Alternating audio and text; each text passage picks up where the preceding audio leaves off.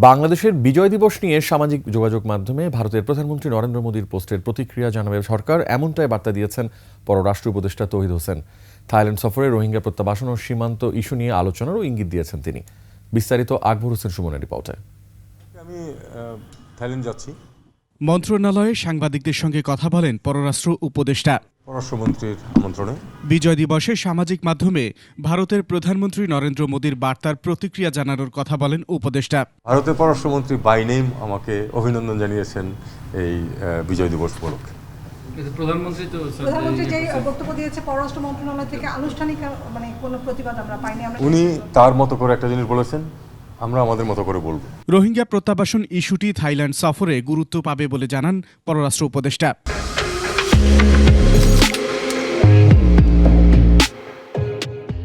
আমাদের মূল বিষয় হচ্ছে যে 13 লক্ষ রোহিঙ্গা বাংলাদেশে আছে, আশ্রয় নিয়েছে, তাদেরকে নিরাপত্তার সাথে এবং অধিকারের সাথে ফেরত নিতে হবে। যে কোনো যখন যে একটা সেটেলমেন্ট হবে মিয়ানমারে, আজকে আমি ফেরত পাঠাতে পারবো না, এটা তো আপনারা সবাই বোঝেন। ওখানে একটা যুদ্ধ চলছে সত্যিকার অর্থে।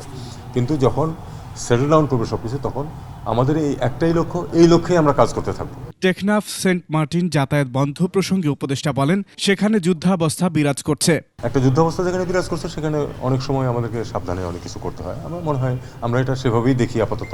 আকবর হোসেন সুমন, 21 টেলিভিশন, ঢাকা।